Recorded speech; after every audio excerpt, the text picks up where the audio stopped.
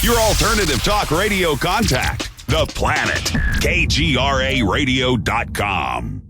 With infinite complacence, people went to and fro over the earth about their little affairs, serene in the assurance of their dominion over this small, spinning fragment of solar driftwood, which by chance or design, man has inherited out of the dark mystery of time and space.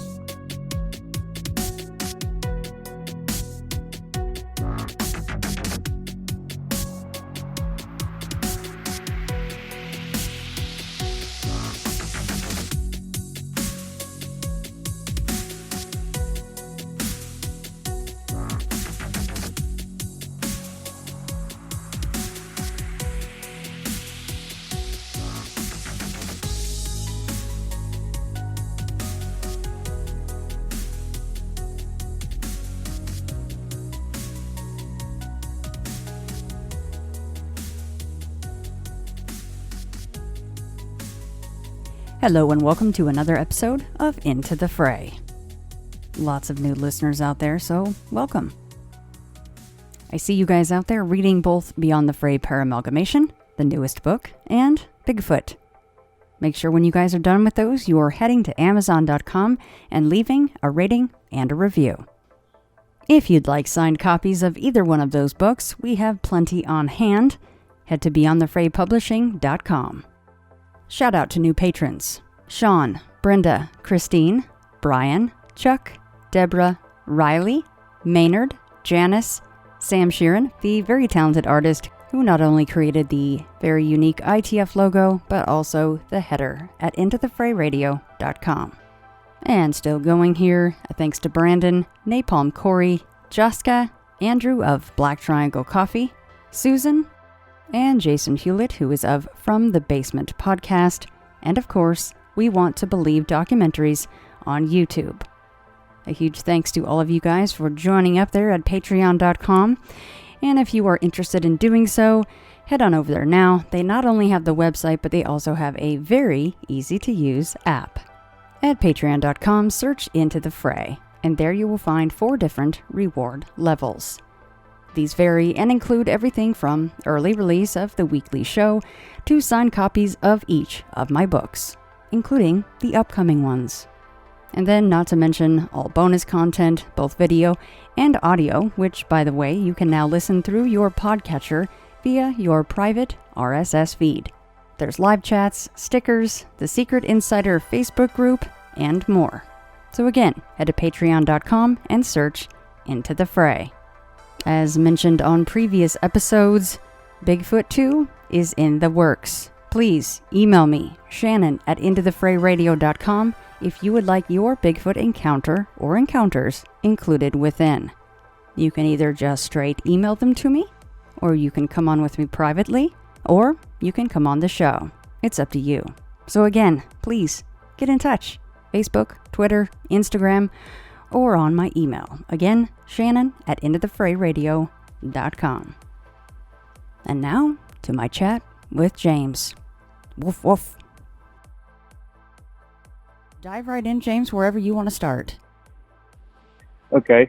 I live in Augusta, Georgia, and, with the UFOs, I can't say that I've actually seen anything up close in person, but my first experience actually seeing something strange was I went with some friends. We were in Cumberland Island in South Georgia, and basically they take you out on a ferry and dump you off, and you're pretty much on your own. And we were at this campsite. It's called Campsite 13. It's the only one that has access to the top of the dunes on the island. So when you're on top of this dune, you can look out over the ocean. And I was sitting up there, and all my friends had went back down to the camp, and I was just looking out in the ocean, and I saw an orange light, and I kind of sat there, and it came up out of the ocean, and it just kind of sat there for a minute, and after about 3 or 4 minutes, it got, probably 100, 200 feet in the air, and it was just bright. So I took off running, and, they've got a bunch of what they call live oaks down in South Georgia, and these trees grow funky up out of the ground, and there was this tree going up to the little site where we were sitting on top of the dunes, and the tree branch came up and it forked off and went straight back up in the air. And we always put our backpacks on this tree branch. And I was hauling ass down the sand dune going to get my friends, and it clipped me like right below, right above my kneecaps. And needless to say, none of my friends ever saw it because I laid there in the woods for about 10 minutes trying to get myself together. Ouch. But I mean, it was there's a naval base around there, and I'm not sure if I saw a launch or what it was, but I mean, just the way it came up out of the water and it kind of sat there and floated. And, you know, I went down there and got them, and we came back up, and, you know, there wasn't anything there. But I mean, it was definitely, it was bizarre, and it scared the crap out of me. I bet. And now this thing definitely came out of the water? Yeah, I was looking out at the Atlantic Ocean, and, you know, we were on the edge of the island, so there was nothing else, you know, for me to be seeing that would have been out there, and especially for it to go up, you know, as high in the sky as it did. It could have been higher than 200 feet. I mean, it must have been a mile or 2 miles off the shore, but it definitely wasn't a boat. I thought it was a boat at first, just coming up over the horizon, and then, you know, I slowly saw it, you know, get higher and higher. And there wasn't any, you know, if it would have been a rocket or anything underneath it, you would have thought that you would have saw some kind of plume or something that was pushing it up out of the water if you've ever seen a rocket launch or anything. But this was just, you know, quiet as it could be. There wasn't anything around it. And as soon as I saw it, and by the time I got myself back up and went back up there with them, it was gone. And the second time... before you go on, James, sorry, just real quick. Okay. So at that distance, a mile or two away, it's a pretty good distance away, but could you tell, you know, what the diameter of this thing was? Was it very large? It was big. I mean, it wasn't... I mean, I'm not... You know, if you're ever looking out in the ocean, you know, you could see the little... You know, the fishing boats or whatever, they're out there, and they're little blips. I mean, whatever this was, I mean, it had a solid mass to it. I mean, if you could say, if you're looking out in the ocean, you know, and you're looking at the moon, I would say it was probably half the size of the moon from where I was standing. You know, I mean, it was a very large object, whatever it was.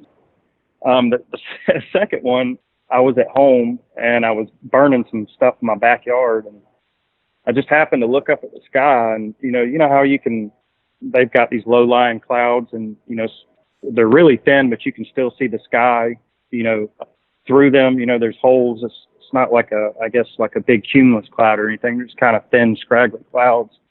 And I kind of looked up, and I was looking at, and I was like, wait a minute, are the clouds moving, or is there something moving behind the clouds? And I sat there and looked, and, you know, I could trace the clouds, how slow they were moving, but whatever was moving above it was moving faster than the clouds. And I kind of sat there and I watched it. And, I mean, whatever it was massive. I mean, like, I could see, I mean, no end on either side. And it was just like these clusters of lights. And as it was moving, it was almost like the movie Independence Day, you know, when they're all looking up, you know, and they see the thing coming over the city. I mean, that's the only way I can describe it. You know, because there were small clusters, and then there were like really big clusters of these small lights, and it slowly moved. And I sat there probably for a good 45 seconds just looking at this thing, no sound or anything. And I ran inside and I got my wife, and she came back outside. And by the time she comes back out there were no clouds, you know, nothing. It was just the clear sky, the moon, everything. It was bizarre. So even the clouds were gone by the time you got back outside. Yes, it was just strange. Crystal clear whenever we came back out, and, you know, the moon, the stars, everything was there. There were no clouds. It was nothing, but, you know, I could see. I mean, this thing was where my backyard. This is our old house, but there were no trees around us at all. So as far as I could see, you know, there were these clouds and there was this mass, and I could see, you know, they were moving together. And whatever was above the clouds was actually moving faster than the clouds that was underneath it. But I couldn't see from end to end, north, south, east, or west, you know, the end until we went back out. I mean, I couldn't see where it went, you know, nothing, no clouds. It was just the night sky and the moon out there. It figures, right? And you go get your wife to show her and come back out and there's nothing. Yeah. Figures. But she has, you know, whenever I sent you the email on the 5th about us seeing, she did see what I saw what I sent you in the email this week about us seeing, the mass, UFOs that we saw. She did see that now. Yeah, She didn't think I'm crazy. Let's talk about that, yeah, because like he said, guys, this was very, very recent. And I've always, watched the sky, and I've always seen objects. I wouldn't call them UFOs because they're so high in the sky that, you don't see, it's a round ball of light. But you don't see any mass. You can't tell it's an airplane. But these things are so James, far out hold there. on just a second. Something's really loud behind you. It's hard to hear you. Okay, I'm sorry. There's a semi pulling in. That's okay. Can you hear me now? Yeah, that's better. These things are just so high up in the sky that, you really, if you're going to look for them, you have to stare at the sky. No backlight, no light pollution or anything. It just has to be completely black outside and the night sky. And we were watching some friends shoot some fireworks off in the field, and I was just kind of looking up at the sky, and I saw something moving. And I was like, man, what is that? And I told her, she's like, yeah, I see it. And then about 10 seconds later, there were about 3 or 4 more that came right behind it. And they were all 3 of them were in a line. And then they got almost to right where the brightest star was. It was in the sky, and all 3 of them branched off and went separate directions. And we were just sitting there. She was like, oh, my God, what is that? And she was trying to get her phone out and record it. And, of course, it's just too dark, and they were too high up in the sky. But we sat there for about a good 30 minutes, and, we watched probably 2 or 3 more come by, the area that we were at.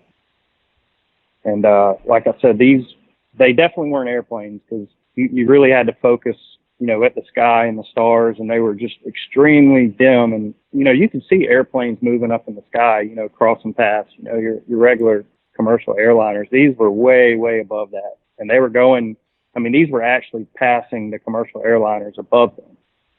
So, they were going twice the speed of a commercial airliner that's in the sky. And were they doing any crazy maneuvers that just should not be possible? Well, the only thing that I can tell you is when the 3 were moving together, they all went separate ways. They didn't stop. They didn't do a U-turn. They just got to a certain point. They all 3 separated. And one went east, one went south, and the other one went, north. And what did your wife say about this? She says she believes me. now whenever, yeah.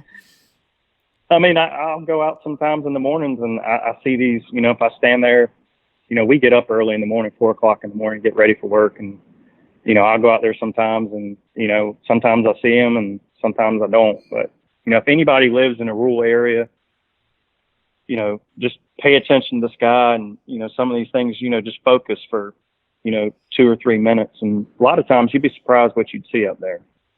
And are you one of those that uses one of the, the sky guides and stuff where it will tell you, what's a satellite and what's not and what's a planet or whatever it might be? Yeah.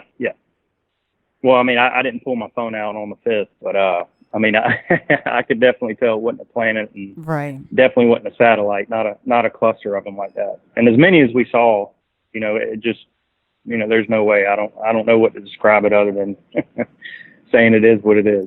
Now, I know you said you guys are out there in a rural area, but have you checked on any of the forums? And likely they wouldn't be on there because most people don't really take the time to report things like that. But, have you come across anybody else that have seen the same events that you have?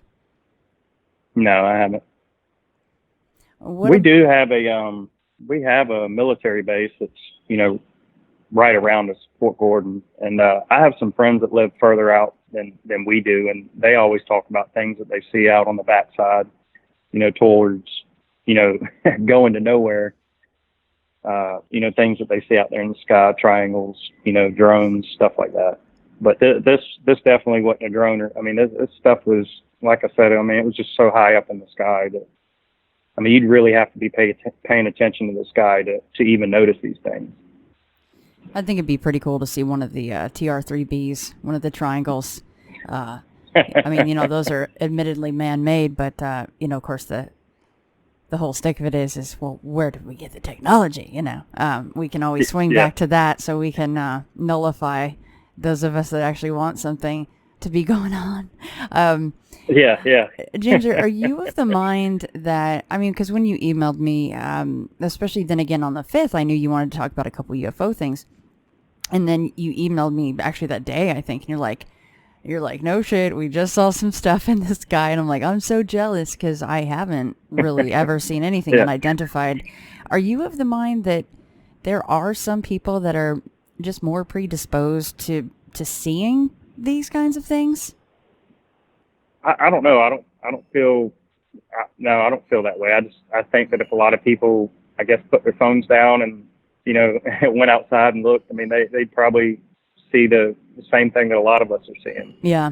I don't feel, but I've seen these things that I'm talking about in the sky floating around. I mean, I've seen these dozens of occasions. Like I said, I mean, I just go out and sky watch, and I mean, I just see, and it wouldn't be a shooting star, it wouldn't be, commercial airliner. I mean, I'd just see something, just a ball of light, and it'd just be dim, just the dimmest light in the sky, and it would just move from left to right and completely disappear. Crazy thing. I mean, but I see these things all the time. But I'm glad my wife actually, because I'd go out, I'm like, I saw one, and we didn't see one, we saw 5 or 6. And it was pretty. She actually, the cluster of 3 that was moving, she actually caught those. And I sat there and she was pointing out where they were, and they were just so dim. And then it was just because I've never actually seen something separate like that. The 3 were just flying together, and they all went their separate ways. I think they were like, "Oh crap, we've been spotted. Separate, execute maneuver." I don't even think they were paying. I don't even think they were paying attention to me looking at them. Oh, they saw you, James. Believe me. No, I'm just kidding. Yeah. I mean, I think the biggest point is, and you're right, is that it's so different when you live in a rural area versus where pretty much I've lived my entire life, for the most part, is in a big city. And of course, one of the brightest ones on the planet, Las Vegas. So it doesn't help my chances of seeing said unidentified object in the sky. But yeah. So that just my becomes... father-in-law is actually. I'm sorry. No, that's okay. Go ahead. My father-in-law is actually he's a pilot, and he has this personal airplane, and he has an experience of flying and time loss, and something happened. Oh. And I've tried to get him to talk to me about it, but he won't. He admits that something happened, but he won't. Oh, wow. He won't go into detail on anything. So. Well, that would be very scary. It's one thing missing time when you're in your own home is scary, but while you're actually flying an aircraft, terrifying. Yeah. Wow. Now, does his daughter, your wife, know about that, or is that something that he just kind of okay? What is she? No, they know about it, but it's just he won't. They don't know the details. At all. Right. No. Well, maybe someday he'll drink a few too many Jacks and let something slip as far as the details. But we've gotten there a couple times where I've wanted to ask him, when he's been kind of lit, just want to ask him about it, because my curiosity, that's where everything is with me is, Bigfoot, paranormal, right, whatever. And, I've asked him one time, and he's just like, I'm not talking about it. So I just leave it be. Jeez, that's some straight up like Bermuda Triangle stuff right there, missing time while flying. Yeah. That's terrifying. Well, hey, if he ever mentions anything, you'll have to email me, and I will. I'd be interested to hear about that. Well, I assume, James, that we are now going to talk about the wolf. Yeah. Another area, my mom lives, I guess you would say, east of Augusta, area called Appling. And coming home from high school, I would always take back roads, and never had a problem, never saw anything strange. And I'm still in high school at this time. Out here in this area, there's just a ton of deer all the time. It doesn't matter. As soon as it gets dark, the deer start moving. So you just have to be real careful. You're always hearing about people, not just hitting one deer, but, usually they're hitting a pack of them. And I was coming home from work one night, and I saw something on the side of the road. So I turned my high beams on, and I slowed down, and I don't know, the eyes were green, but I can't say that's the actual color of the eyes. It was just reflecting, my headlights. It was looking down, and whenever I turned my high beams up, I saw it, it looked up, and I blew my horn because I thought it was a pack of deer. I was just going to scare them off. And it kind of sat there, and I almost to a roll, and it was on the left side of the road. And the road, you know, it's a hill on both sides, so it kind of does a U shape from the left side to the center, and then, you know, up the right side. And the right side was slightly lower. And when I blew the horn, this thing took off the left side of the road, and it ran down the ditch, across the road, and it ran across the other side. And I just sat there and I was like, what in the hell was that? And I just floored it and I took off. And, you know, the only thing that came to my mind was a werewolf. I've always told everybody that's what I saw was a werewolf, until I actually listened to one of your podcasts, and it was a guy from up around Gwinnett, Georgia, and it was the one about him and his grandpa getting the direwolf off the electric fence. Right. He said something about Game of Thrones, and I was like, wait a minute, let me go do some research. And, you know, I went back and, like, how could I not? I mean, I saw these things on Game of Thrones. I never put two and two together, but that's what it was. I mean, it was a direwolf, and it wasn't a coyote. It wasn't a large dog. This thing, if I could put it in perspective of something, if you've ever seen the Never-Ending Story, the thing that chased Atreyu, that's what I saw. It was black, had gray in its fur, and like up around its neck, it had more gray, almost like a ring around the neck, you know, kind of like a line where the mane would be. Its butt was, when it ran, its butt was slightly squatted. So it didn't run like a dog. I mean, when it ran across the road, it looked more like a hyena when it was running.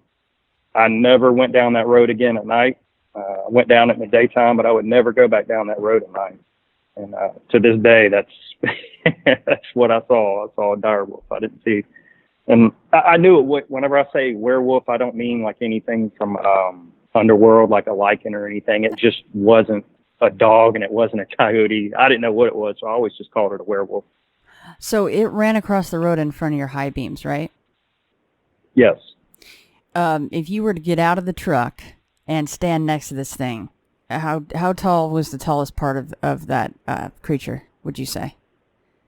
Well, there was a mailbox that was a little bit further down the road, and I mean, it was taller than a deer, you know, because I could judge, you know, from the hood of my car, you know, it was definitely it was big. It was about the size of a deer, is what I would say about the height. And I mean, it was just massive. I mean, it wasn't, if you think about a wolf, you know how they're tall and lanky. This had mass to it. Didn't have like long mangy hair, but it did have longer hair, longer than a German Shepherd. But this thing was thick. I mean, it had some mass to it. Did it look over at you at all while it was running? No, it didn't. No, it was just spooked. I spooked it, and it ran across the road, and it did whatever it had to do on the other side, and I went my own way. So, I mean, you're in high school. You know, maybe your interest lied more in, you know, how you get to that age where you're just sitting in your room and listening to music, or, you know, you got a girlfriend, whatever the situation was, and you weren't outside doing a whole lot of stuff. But at that time, were you a hunter? Were you a fisher? Were you doing outside stuff? And did that change any of that for you? Because you saw this thing? No, I just never went down that road again. And the funny thing is I was talking to my mom about this because I had emailed you, and I told her that, you know, I was going to tell her about some of my experiences. And I was talking to my stepdad probably about 3 or 4 weeks ago. And he told me that he had seen something out of my mom's property one night. He got out and went out to the car, and he said there was something between our property and the neighbor's property. And he thought that one of the German Shepherds had gotten out. And he said it took off running. And he said it was bigger than their German Shepherd, whatever it was. And he said it definitely wasn't a coyote. But he didn't get a good look at it. But I just told him the story, and he was like, man, that kind of sounds like what I saw. And he was like, but you know, now you say something, you know, I've never really thought about it at all. We'll just wait for those sirens to go by there. They're coming for you. They know you're talking about things you should not be talking about.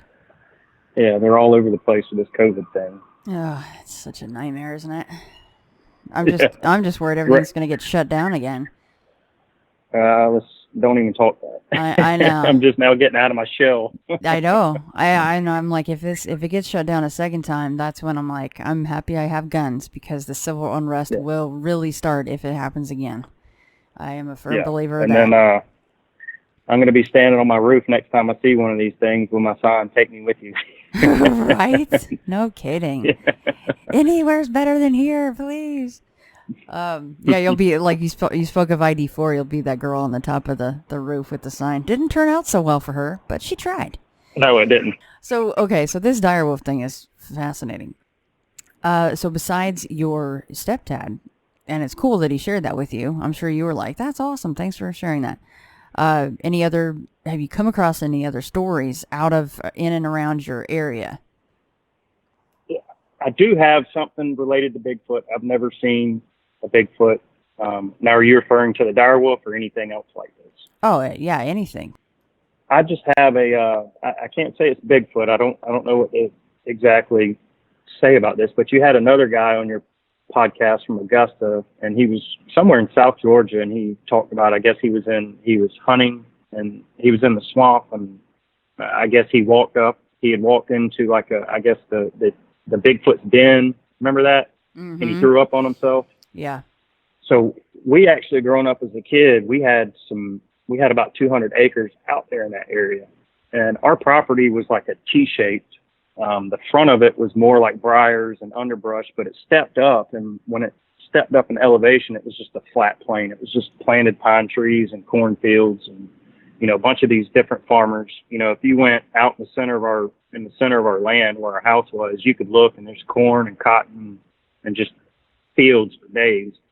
In the front of the property where our driveway was, and I don't know how we found this, but we were just tooling around in the woods, and we came into this opening that was in the briars, and it was 10, 12 feet tall, and it was just this dome, and it was these trees, and the branches were all pushed back, and the only thing I could describe it from the inside was it was like an igloo, and there was a tube that went back on the back side of this dome that was in the brushes, and it went to this ditch, and the inside of the ditch was also like a tube, and it went out the other side, and it came out into one of the cornfields.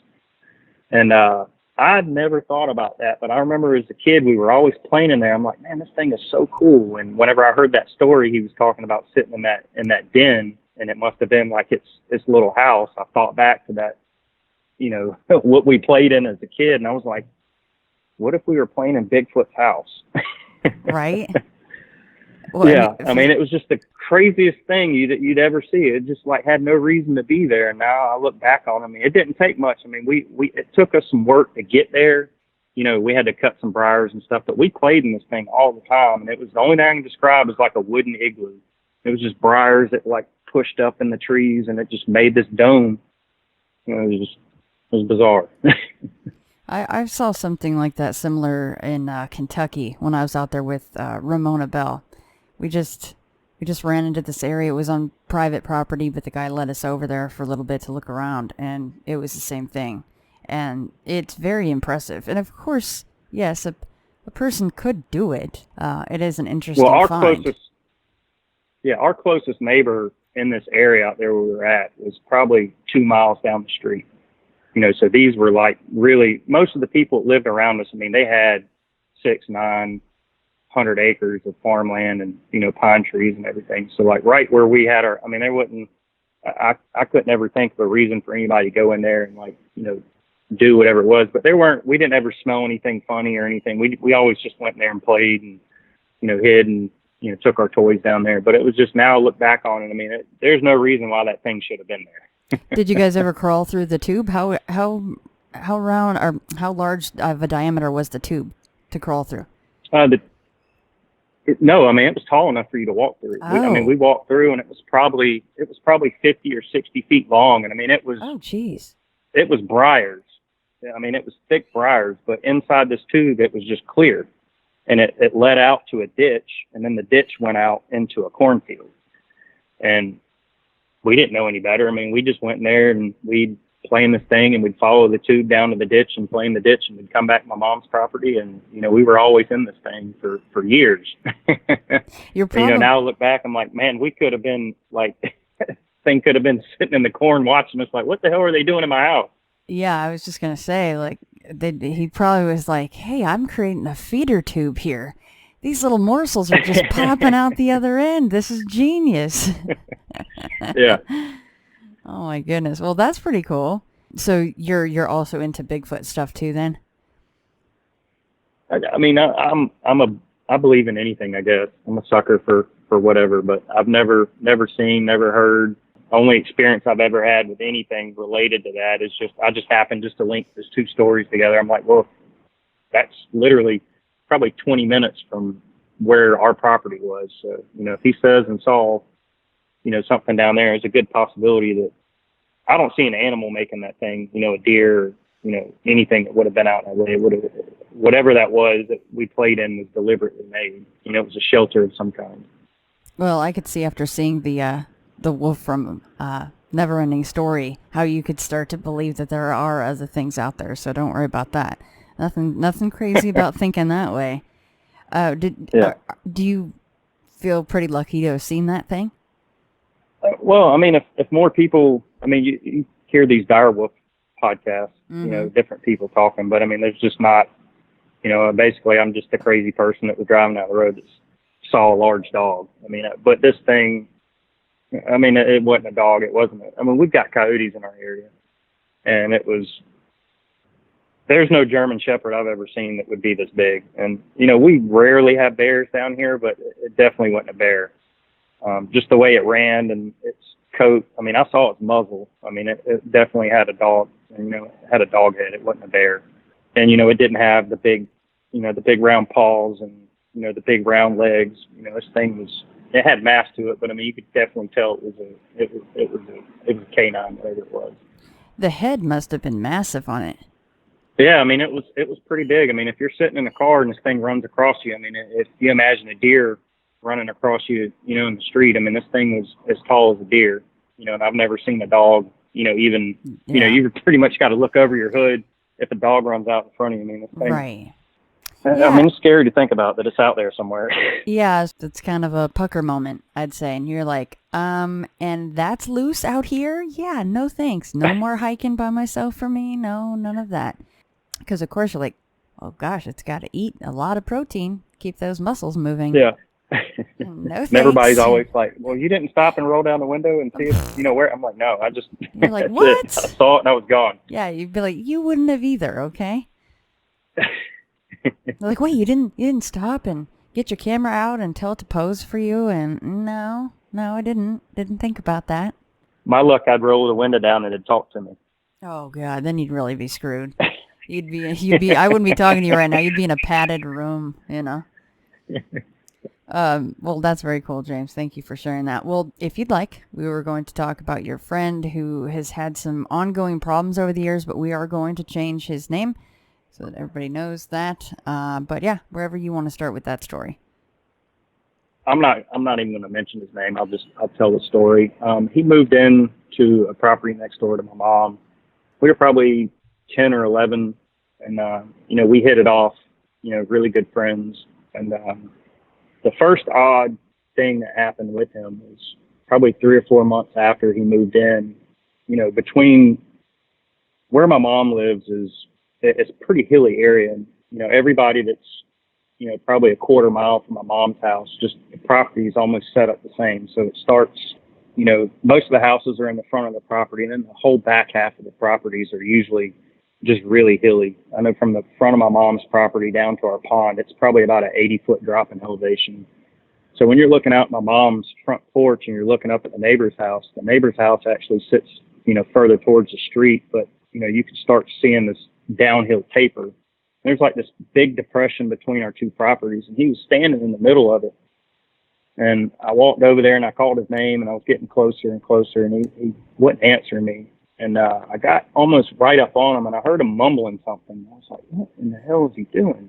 And I finally stepped to the side, and he's got my dog around the throat, and he's just choking it, with his hand out in the air. And he's choking my dog. I'm like, man, what are you doing? And he just drops my dog and he starts laughing. And we were kids. I didn't tell my parents or anything. It was just, I always thought that I was just like, man, that's the most bizarre thing. he would always tell me that things were going on in that house over there that was next door. And his grandparents actually lived up the street from where they were living. And his parents moved out of that house. He moved in with his grandparents. And he was always telling me about strange things that were going on there. I really never had anything, as we were kids happen. It was, when we were 16, 17, when things started happening with him. I actually dropped out of high school, and his grandparents had moved out of the house, and I was working, and we were in between trying to find a place, and I moved into this house with him. He had told me that a couple of months before that he had seen something in the house. Him and his uncle had seen something out the window that night, and he said it was a goat head. And he said, something was beating on the side of the house, and, they were looking around, and they looked out the window, and there was a goat head. It was sitting up higher, and it wasn't just, at the bottom of the window. He said it was like it was standing there, and it freaked them out. And they went to another part of the house, and they said that they sat there and they watched this thing, and it was on its hind legs, and he said it walked to the back of the property. And I didn't, I'm just like, whatever, man. And he called me, and he kept telling me, he's like, man, I know what this thing is. I want you to come look at this. And he had bought this book somewhere. I don't know what it was, and he had told me what it was. And I always thought that he told me it was called like an ammonif or something like that. But after listening to these podcasts, I found, I remember now he called it a Baphomet. And if you know what that is, and he swore that's what him and his uncle saw. And that happened before I moved in this house with him. And when me and him were living there, it was just me and him. And the first night that I had something paranormal happen, I heard this beating, and the only way I can describe it, it sounded like somebody had a pair of shoes in a dryer. It was just like thump, thump, thump, thump, thump, thump, thump. And I was sleeping on the couch, and he was in his room. And we walked around everywhere, and we couldn't figure out where it was coming from. It wasn't coming from the dryer. We went outside, couldn't hear it outside, came back in the house. We went to every single room, and it just resonated like the loudest point that we could hear was towards the living room and the kitchen area. And no clue what it was. And eventually stopped. But after that night, we started sleeping in the same room together. The second experience that I had there, and I had sleep paralysis this night, and I woke up and there was a kid that was standing in the doorway. I couldn't move, couldn't talk. There were no lights on in the house. All I saw was a silhouette of the small child, and it was in the doorway. Couldn't see its clothes or anything. It was just a black shadow of a kid. Well, at least I think it was a kid. And I sat there and stared at that thing until I woke up, the next morning, and I'd fallen asleep, and I'd talked to him about it. And he told me that when his uncle was younger, they had a cousin or something that was staying there with them, and they were in the process of building the house, and they had a big pile of sand that was out in the front yard, and they were digging tunnels through the sand, and the sand had collapsed on his cousin. His cousin had passed away. They couldn't get him out in time. It suffocated him. So he was telling me that's what I saw. And the third experience in that house is, we came home one night. This was still whenever I was living there. It was just him and me, and I would never, after the sounds that we heard, and then after me seeing the kid, I would never be there by myself. I wouldn't be there unless this place just creeped me out. And this particular night, I told him, anytime when he got off work, I would tell him to page me. Back then we didn't have cell phones. He paged me, and I hung around in town where I knew we were going to be home around the same time. We got there, and all the lights in the house were on. We go in the house, and the house is just ransacked. Like, somebody had just gone through the house, I guess trying to rob it or, looking for valuables or whatever. And it just didn't make any sense because this house was kind of in the middle of nowhere. The doors weren't burst open. All the doors were locked. And it was at night, and I went in his uncle's room, and I turned on the light. And for a split second, I saw something in the window going out the backyard, and the back side of this house, the windows sit higher. So in order for anybody to actually look in the windows of this house, you would have to be standing on top of an AC unit, or, it was a single story house, but, now some houses, they got a crawl space and the back sits higher. It was just black and gray scraggly hair is all I remember seeing. And only thing that I can describe is that movie Sinister, how his hair was scraggly like that. Mm-hmm. And that's what I saw in the window looking in. I didn't see the face or anything. I just saw the hair. And that was the last night I ever stayed. Well, I didn't even stay there. I got my stuff and I left. That was the last time I ever stepped foot back in the house. But over the years, just things with him have just been really odd. We lost touch.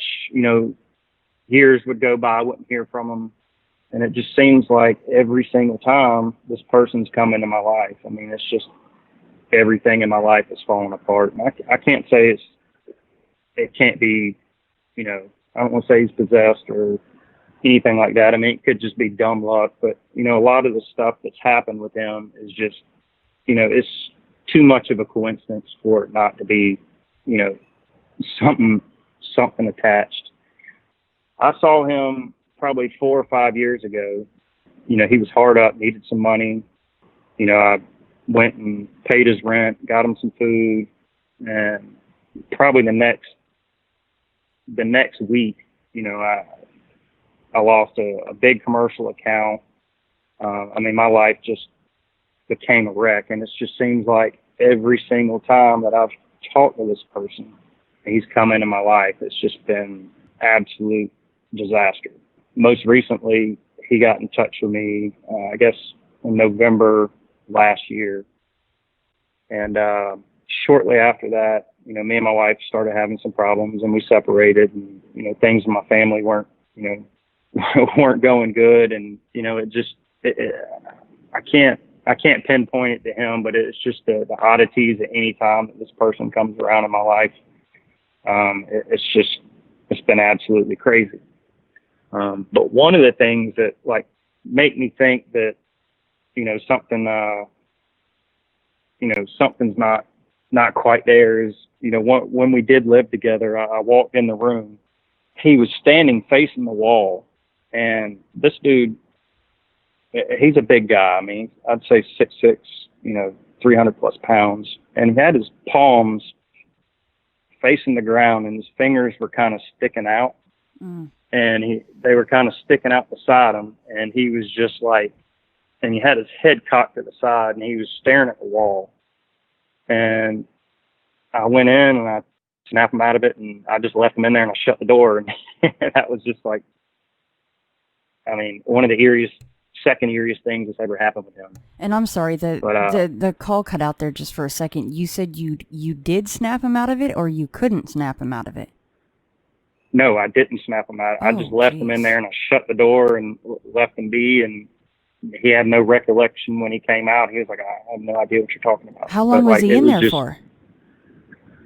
I don't know how long he was in there whenever I came in there and saw him in the room, but he was... oh, no, after you found him. How much longer was it till he came back out? Probably 2 or 3 minutes. Jeez. But who knows how long he was in there before I saw him, Well, that's enough. And this happened in that house. Yeah. That's enough to put you off roommates real quick, huh? Yeah. It just anytime this person comes into my life, it's just terrible things follow. So since he's been coming around since you have been an adult, has it always been that he has asked you for help or money of some sort? Yes. And you normally do it because you seem like a good guy and you want to try to help your friend out, right? So you do it, and then it always ends up bad. Yeah. Just any time I've come to his assistance, it's just what bad juju it just surrounds my life. And it's just the craziest thing, but the only thing that I can think of is, just something is just attached to this kid. And, I've given you, there's a lot, there's a lot more things I could tell you off air that I'm not going to tell you on air. Just, Yeah, no problem. I guess, but it's definitely everything that happened with me and him as a kid and growing up. I mean, it definitely something negative's attached to him. I mean, do you feel like if you just, didn't help him financially, if you just tried to, be like, hey, do you need to talk about something? Or do you think that any contact at all would likely have the same result? Oh, yeah. Yeah. I mean, and like now, I mean, I cringe at the fact, I almost don't even want to, when he does message me or, ask me for help. I haven't helped him in a while, but when he does, I mean, it's just like, I just kick my head back and I'm just like, I mean, what's next? Right. What's going to happen? I can't explain it, but I mean, every single time this person's come into my life, I mean, it's just, when you say it rains, it pours, it's times 5. Well, maybe it's time to just ignore him. Yeah. Unfortunately, I don't know. Finding him, man, if that's not right out of the, I still watch this movie and I love it. I get freaked out as the Blair Witch Project, but I mean, the sight of him standing facing the wall in that awkward position, his head to the side. I mean, no, that's just so creepy.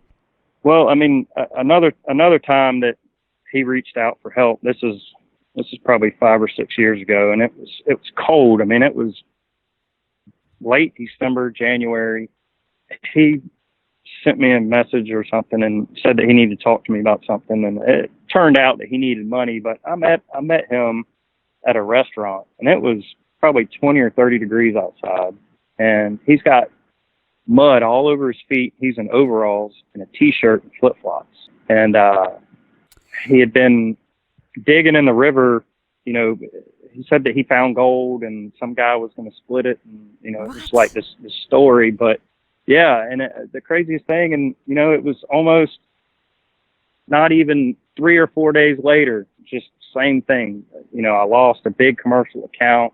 Things in my family went south, but the thing with him and the flip flops in the mud, and then him standing and looking at the wall. I mean, those are like,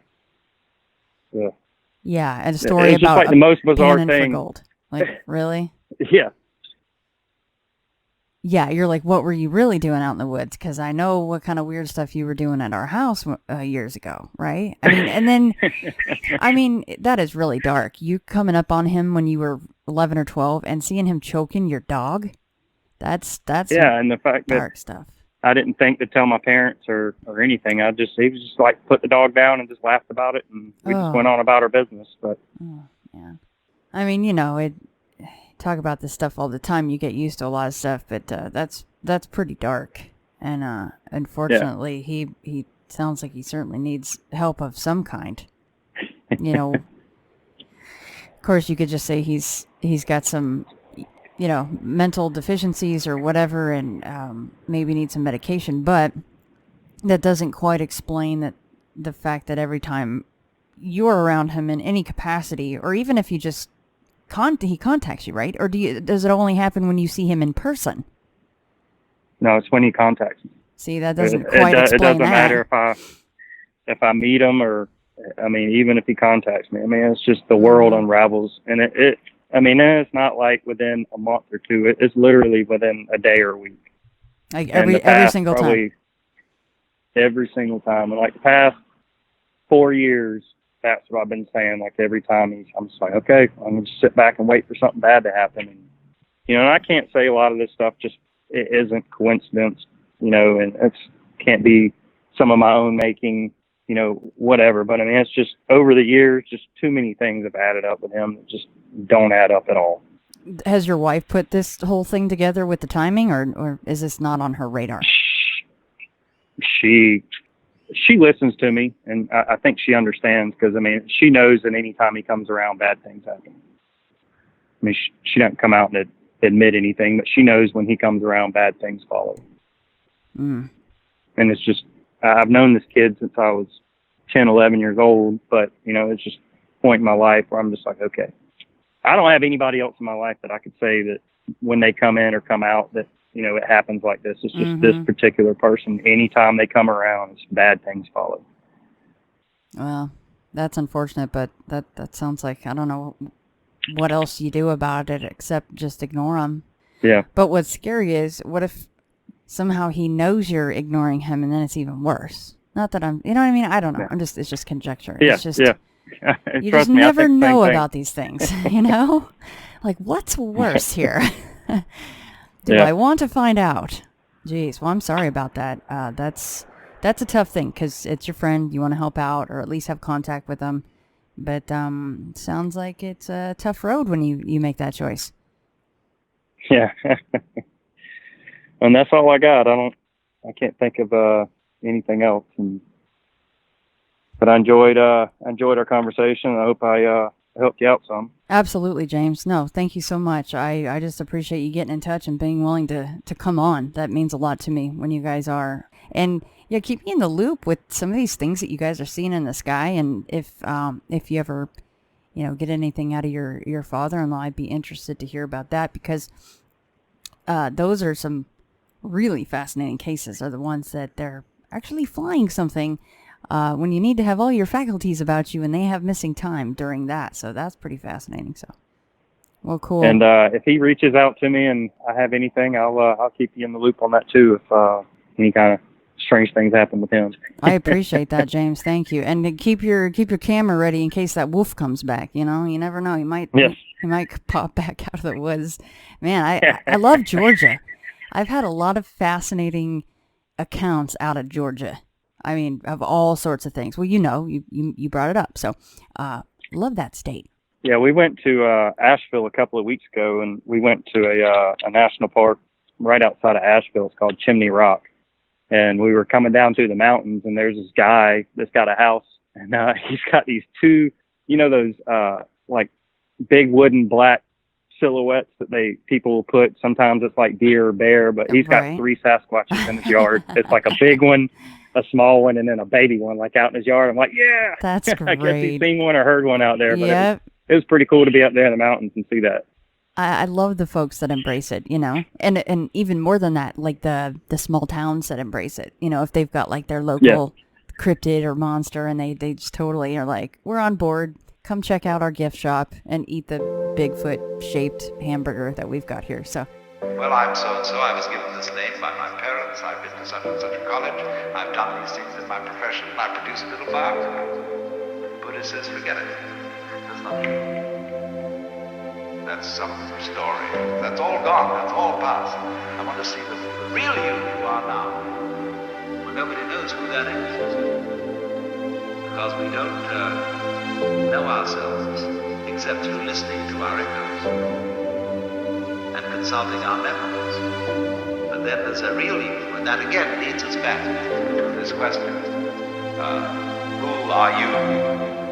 That is the real you. We shall see how they play with this exam by the cohorts to get you to come out of your shell and find out who you really are.